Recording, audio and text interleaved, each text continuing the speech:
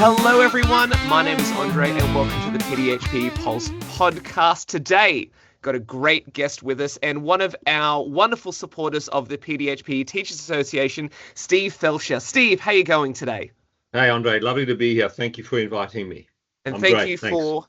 and thank you for having your time with us as well. I know you're a busy man, so it's really great to have your time and expertise here. Now, Steve, you are the director and founder of Physiotherapist. Now, tell us a bit about yourself, your background, your experience, and what sports you've played in the past.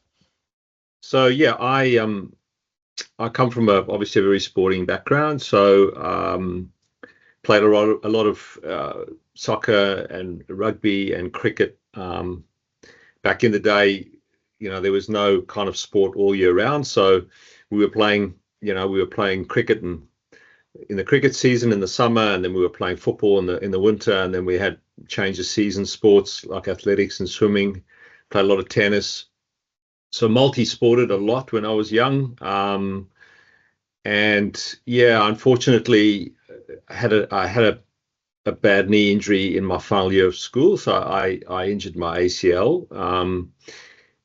I'm not going to give my age away, but I'd say to you that back in those days, they were pioneering the surgery, and I seem to have been a guinea pig, and was a disaster, the surgery I had, and it that kind of started my interest in physiotherapy. So my surgery went horribly wrong. I spent a lot of time attending sports physio at the time in South Africa, which is where I'm from. I spent time in a clinic where they were looking after the British Lions, who were on tour. In those days, they never travelled with physios, so they had a clinic that they used in Johannesburg. I was going to the same clinic, and this kind of really lit a flame, I guess, for me, where I really started realizing my sporting aspirations and careers of playing soccer at a high level were probably done. I'd actually been offered a university scholarship to go to America back then, which I had to give away because of the injury, and so spent a lot of time in physio. I love the idea of what they were doing with these athletes. They were monsters. They were really big guys, as you can imagine, in rugby union, and that's where my quest for physiotherapy began. Unfortunately, my grades at school didn't match my desire to become a physio, and so I had a journey in itself to become a physio. So I studied an undergrad degree in exercise sports science. Before that, I redid some of my HSC subjects to try and get better grades. I did a year kind of internship at a big teaching hospital, and I thought that may get me in, which it didn't.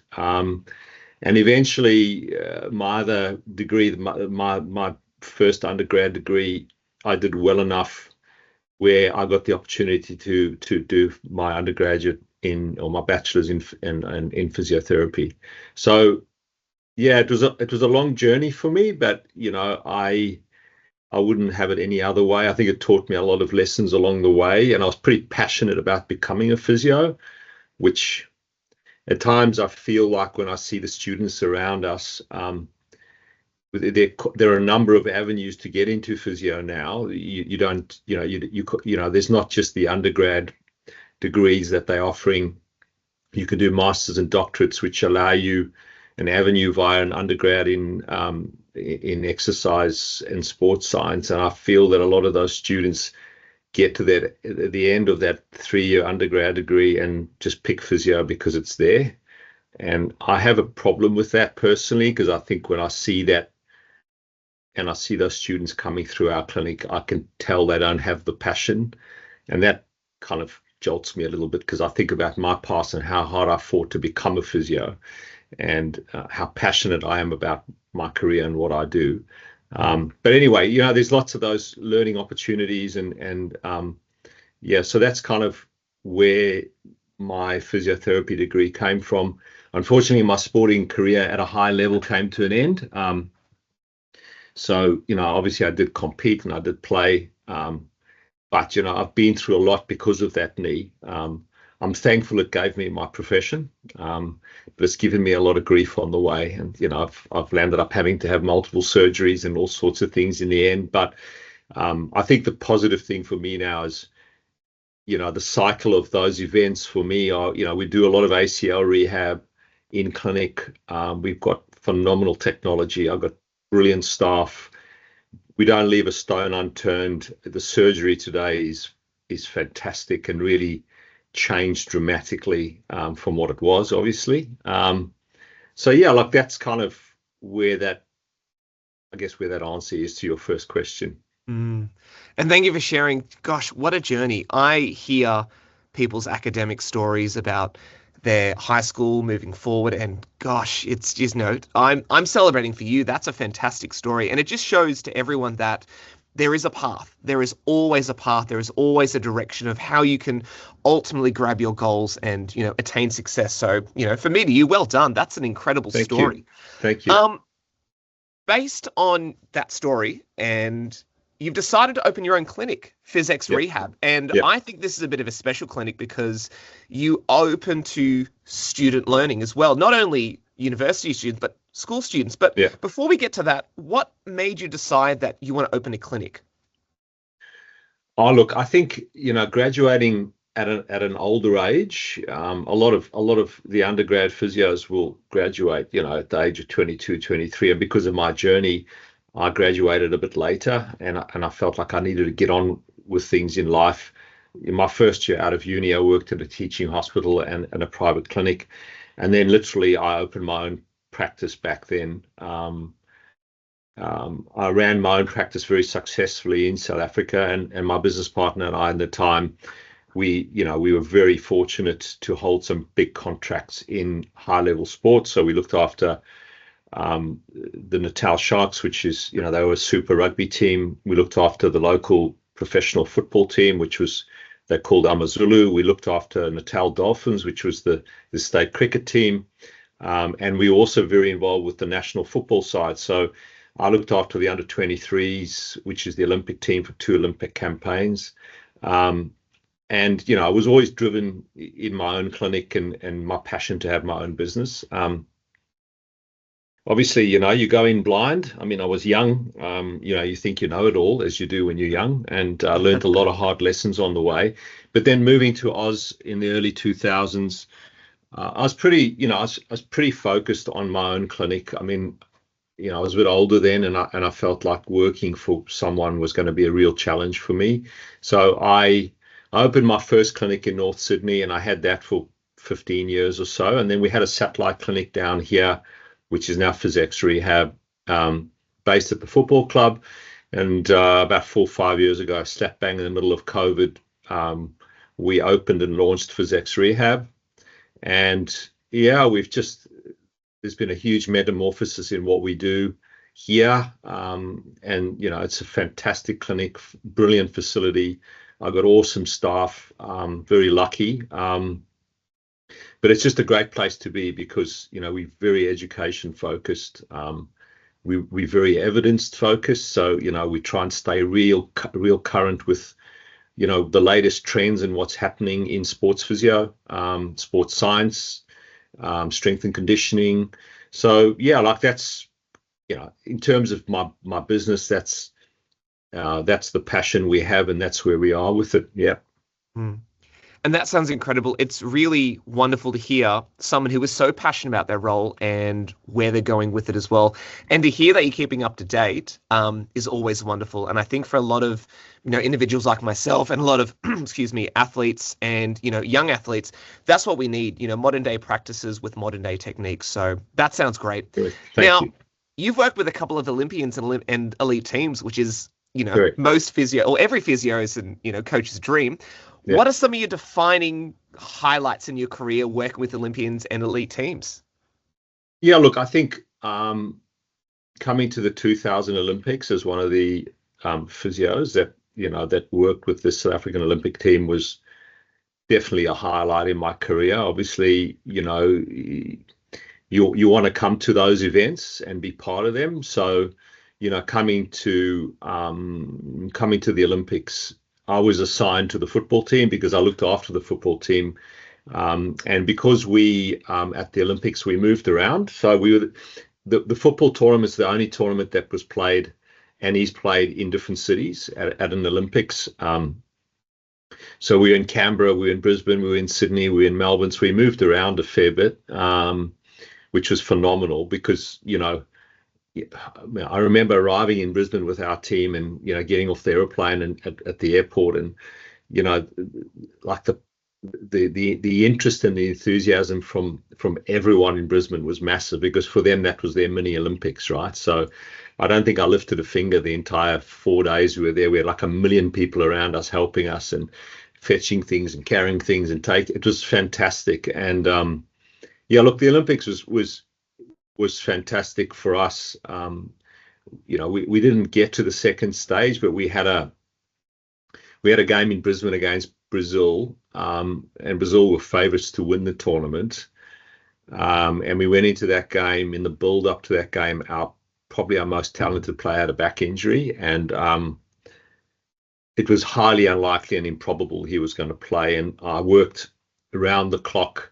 I remember setting alarms and setting his alarm in his room for him to come and get treatment through the night with me. It was insane, and it wasn't looking good. And the morning of the game, the night before, we had to, because of the Olympic tournament, we had to name the squads, and we had a team meeting with the coaching staff and the doctor, and they said to me, look, they've got to go to the press with the squad. What are we going to do? Are we going to rule him out? And I'm like, no, just put his name on the list, because if once we left him off that list, he couldn't play. So somewhere inside of me, I had this gut feeling he was going to come right. And although it wasn't looking great, and the night before he went to bed, he finished up when we finished treating him very late, maybe 11 p.m. at night. And I said, look, let's see how you wake up in the morning. Hopefully it'll change. And I remember at about it must have been 5 a.m. in the morning, I heard a knock on my door, and I'm like, who is this now? And I thought, maybe it's Quinton. And so I opened the door, and there he was in his gear with his boots in his hand. He said, look, Steve, I really feel like I'm ready to have a run. I said, you're kidding me? He said, no, look, let's go. And, we went out the back of the hotel. There was a little paddock there, and we ran him, and he was fine, and we cleared him, and he started the game, and he scored the most magnificent free kick. And that was a defining moment in my career, because, he ran across to the bench and gave me the biggest hug. And it's like, I often remind myself, I don't do this job and do what we do because we want thanks, but occasionally when an athlete or an individual thanks you for what you've done, it really means a lot to us. So that was a really magic moment for me. And it sounds like you've carried that, to all this time. And it's a beautiful story because, like you said, we don't do it for the thanks and the gratitude and the glamour that comes with it. We do it because we just care. Excuse my casualness. We do it because we give a damn, and we give a damn 100%. About other people and their success. And we know that our contribution creates such an opportunity for other people as well. And I think that's wonderful. So correct. Yeah. Thank you for everything you've done, particularly for the Sydney Olympics, because that was a highlight. I remember watching so many events, and it was just such an amazing thing for Australia as well. Yeah, it was. Now, moving on, additional to being a physiotherapist, and you have an everyday practice that runs, your clinic also works closely with students in years 10, 11, and 12, so high school students. What are some of these programs, and what are the opportunities that your programs can offer to schools, and how do they benefit? Okay, so I'll go back a step, and then I'll get on to secondary school. So students. So obviously our clinic has been very focused on educating tertiary students, right? So I think it's close to 15 years now. We've had, through my clinic in North Sydney and here, we take on physiotherapy students in their final year to do placements with us, and exercise sports science students to do their placements with us in the football program. And we will educate anywhere between 6 and 8 physio students a year. They come for 5-week blocks. We've designed a program for them that's pretty outstanding in what we deliver to them. And I'm not embarrassed to say to you, I actually feel they learn more in the 5 weeks here with us than what they might learn in a block at university. And I'd be very happy to argue that with university lecturers as well. And I get that from all of them anyway, because they're all very complimentary of the program we run for them. So we don't run a program where students come in here and they stand in the corner with their notebook and watch us. We get them very involved. We teach a lot. We run in services. My staff are fantastic with that. We run themes during different weeks.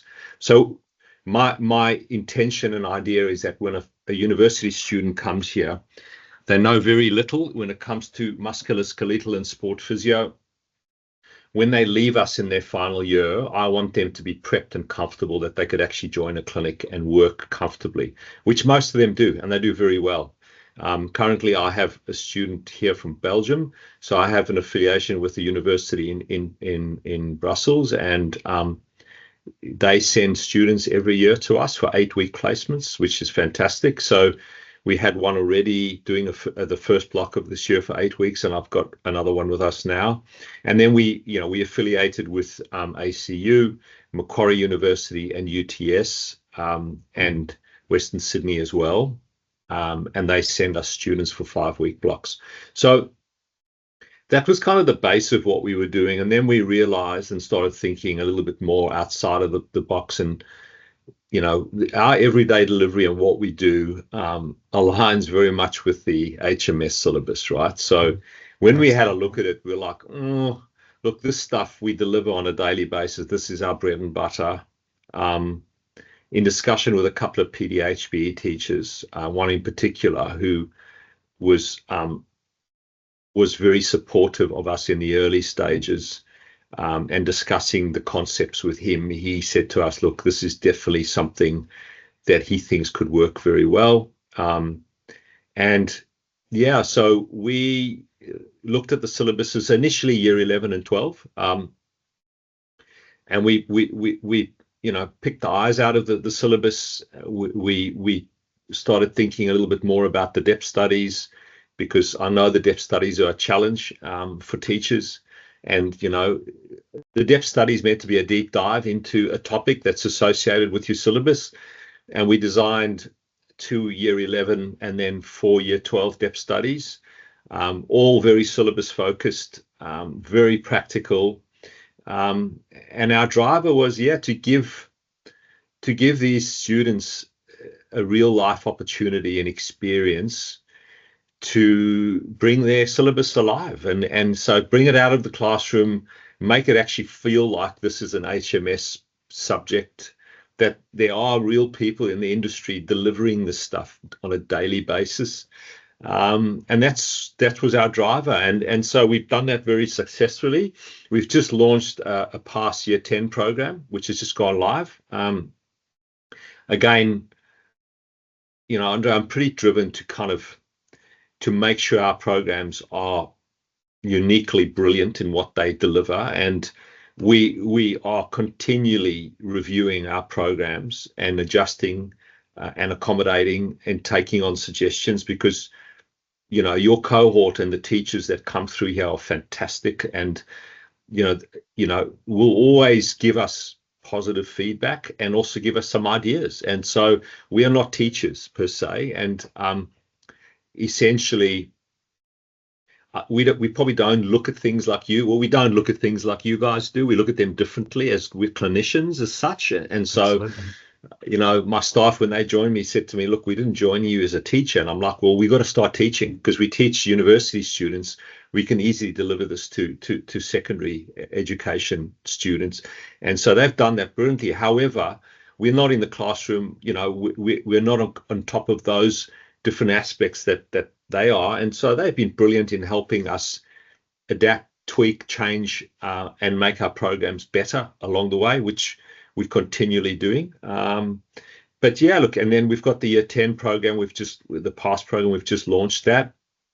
I'm hoping, because again, that's come from a number of teachers that have come through and said to me, hey, Steve, do you have a past program? Do you have a year 10 program? I'm like, no, we don't. And they said, well, would you consider that? And I said, well, 100%. And we looked at that the new syllabus that's out, it aligns with year 11 and 12, and it all fits. So we've just launched that. So I'm hoping we'll get some, and that's gone live to my database. Obviously, I'm hoping that we can get some leverage here with you guys and let that go out. And then, the other program we've just launched is a revision day excursion, where we're really looking at the schools that have just written their HSC trial exam, and the teachers thinking, oh, hang on a minute, there's areas here that we're really not strong enough in.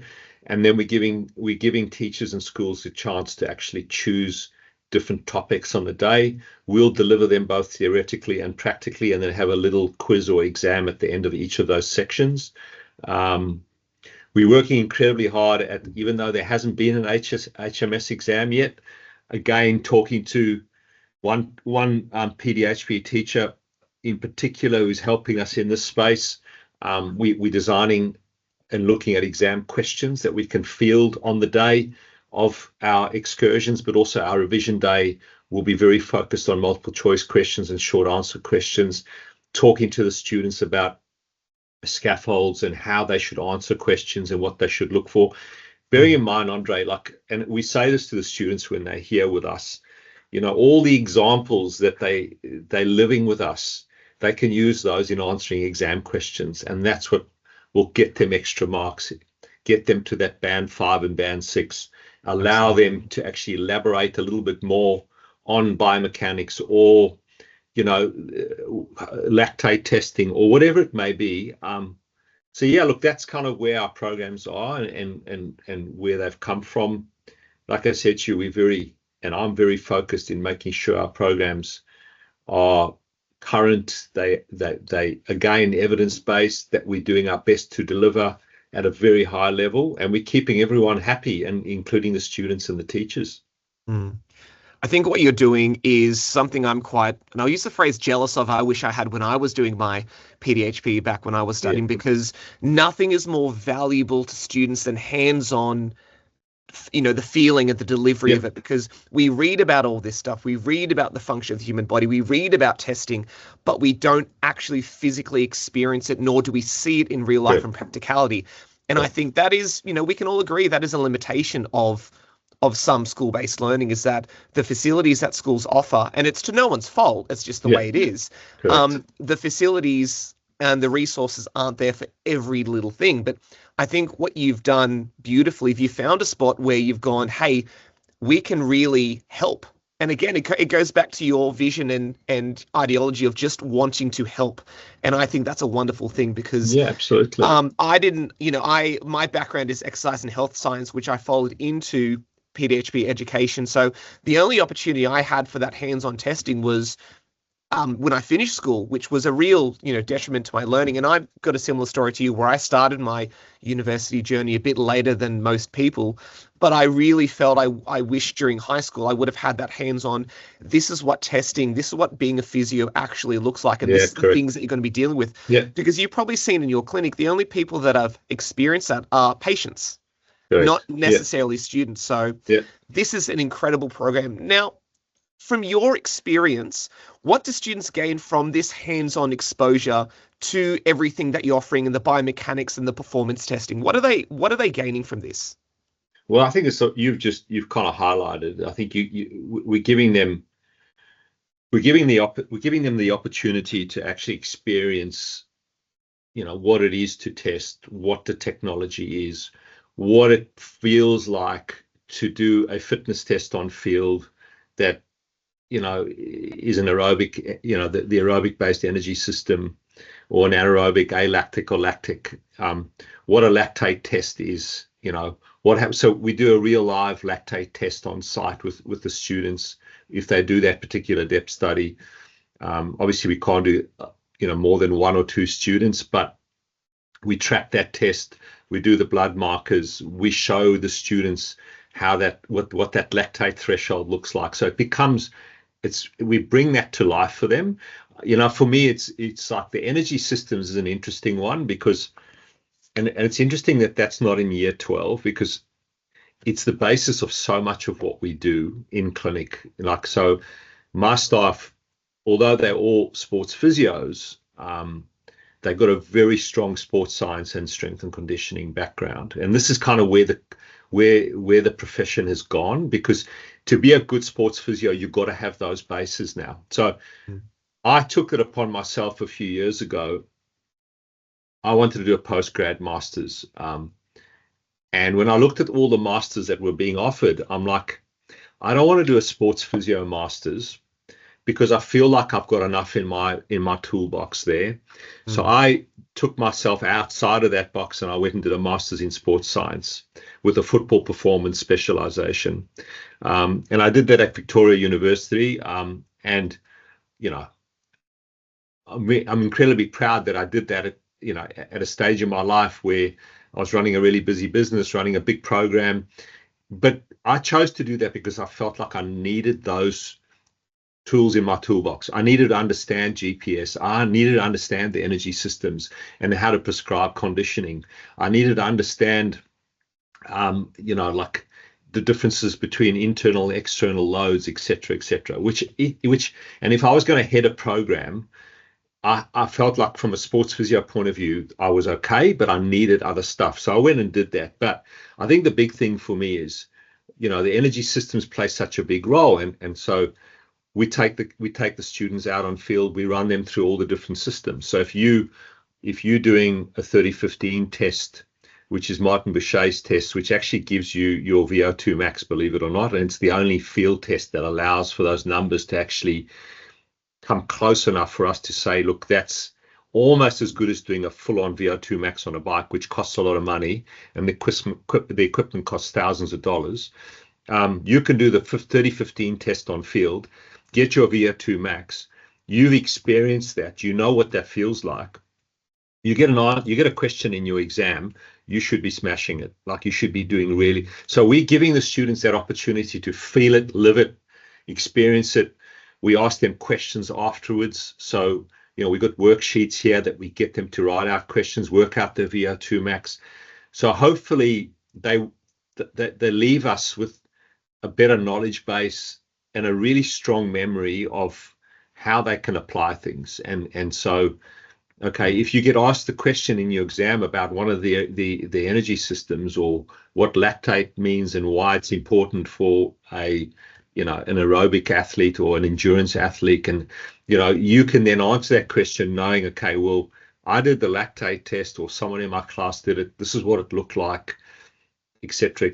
So I think bringing the syllabus to life, doing a lot of hands-on stuff, using all our technology. So we've invested in some of the most phenomenal equipment. Some of the systems we have in place here, they used worldwide in high performance. So, you'll find similar systems at Sydney Swans, at the Sydney Roosters. You'll find similar systems, at Manchester City or Real Madrid.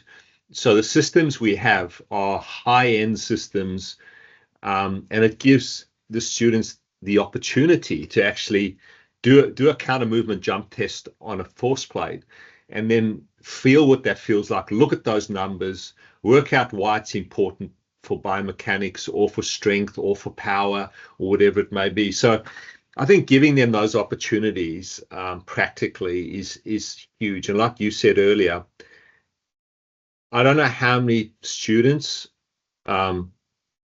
exercise sports students, that do their placements with us, or teachers like yourself that have that background, say to me, gee, Steve, I wish we would have done this at school. We never saw anything like this. This is, so for me, that's groundbreaking, and that makes me feel like, we're actually touching people in a really positive way with regards to their learning. And I think what you're adding onto with people's learning is experience. I think experience embeds learning to the learner. If they can remember it, they can feel it, they can experience it, Correct. They can recall it as well. And I think what you're offering, again, is just incredible. Now, how can people connect with you? How can people reach out to you and start getting their students working with you?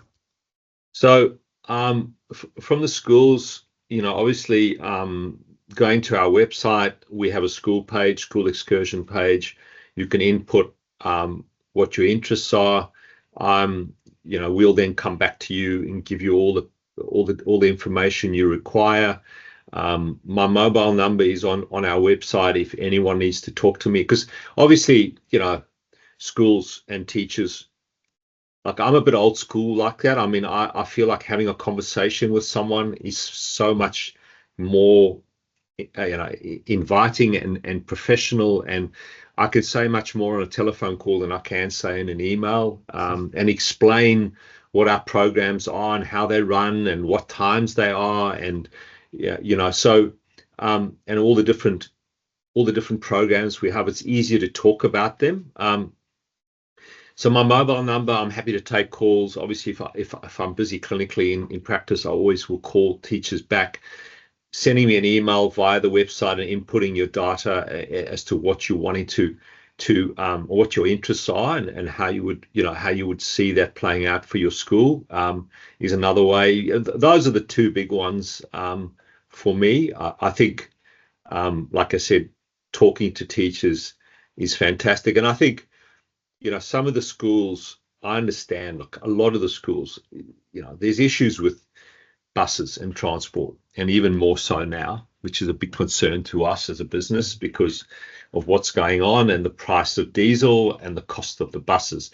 Because almost every school that comes through here doesn't complain about our price structure. They'll complain about the cost of buses and to get schools here to us, which is a concern to me. So one thing we can do is we can run a hybrid session. So we have been to schools where we go on site and run it on their campus. Obviously, I'm not mad about it, because I feel like if they don't have the facilities, and I want the kids to experience this place and the facility and the environment and feel what it feels like to be in a high performance setting. So, but in saying that, we're happy to go to schools. And so if schools can't afford to come to us, I'm happy to talk to schools about us going to them and running a depth study or program on campus. And we've done that for a number of schools. So the other issue we have is that, you're taking a cohort out of a year 12 day completely. So some schools don't like that, because even though they're doing HMS, they're doing maths and other subjects, and other teachers are saying this doesn't work for us in a year 12 year. Other schools are obviously more lenient, and it's not too big a deal. And I think the experience and the crossover of coming to us is still paramount. And I think that overrides what they may lose in a math class for an hour. But, that's not for me to debate. But, look, we're happy to do all of that. In time, I do feel like we will take some of our programs online as well, just so that, again, those schools who don't want to travel can get access to our programs. Look, Andre, we've had schools. I had a school from Byron Bay the other day. Wow. I've got a school from Broken Hill coming next year. I've got schools traveling and staying overnight in Sydney. I've got schools doing back-to-back days with us, which is fantastic. They stay on the beaches overnight. They give the kids a real experience of being down here and experiencing different things, which is phenomenal. I think that's outstanding, and it's really exciting that we can be part of that for a cohort of students that are 16, 17 years old. So there are lots of ways we can do things. And some schools bring a year 11 and a year 12 cohort together as well. That's another thing. Because of the buses, they then amalgamate the 2 years, a bit more affordable. And look, we can manage a group of up to about, our biggest group has been 76 kids. We can take a group of up to about 80. So, and we just separate them out. We've got our facility allows for that. So, I've got a number of schools bringing a year 11 cohort and a year 12 cohort in the same day, which is fantastic, and that works really well. So there are lots of different ways we can work things with schools. Having a conversation with someone is really important, though. So, I think someone gets an email, I think, oh, look, this looks like it's going to be too expensive. At the end of the day, I'll say this to you, and I yes, we are a business and we need to make money. Everyone does. But for me, I'm happy to work with schools and work with budgets to get people here. So if someone says, look, I can only afford X amount, it's very rare I'm going to turn a school down. And I'm very happy to work with schools. Obviously, what we haven't discussed is not only is it the day we offer, Andre, but we send a huge amount of resources the teachers' way, right? So they get a pre-learning video from us. They get a pre-learning booklet. They get a post-learning booklet. They'll get sent research papers. They'll get sent quizzes. They'll get sent a worksheet. So we're giving the teacher and the school all these resources that we have spent hours building, right? So we need to make that back somewhere.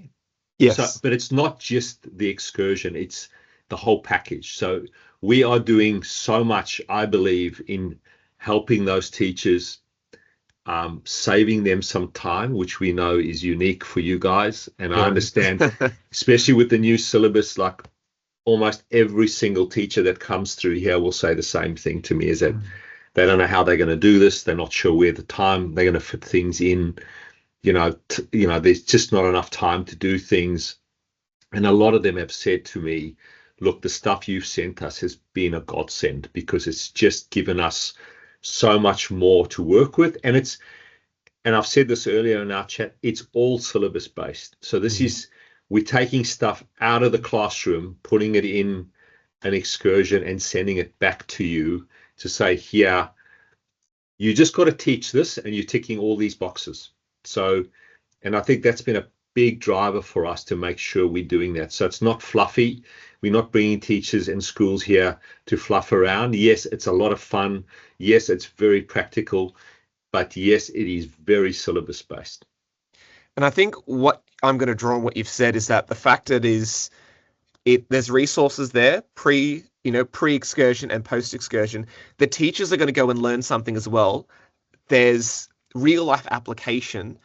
There's so much to gain from this experience. And I think, schools, you need to really, really consider this, because nothing is more authentic than hands-on learning. And we know that. We've seen the research. We know that hands-on learning is the best way to learn. So, Steve, this is fantastic. What I'll do is I'll put all your details in the show notes, everything in the show notes. So then, schools can contact you and discuss how they can work with you in the future. So this is an amazing program. So I'd love that. Thank you, Andre. That's very kind. No worries. Steve, thank you so much. This has been such a fantastic chat. I really love this experience. Everyone, you've been listening to Andre, and this is Steve from PhysXrehab. This is the PDHPE podcast, and we will chat to you later. Thanks for your time. Awesome.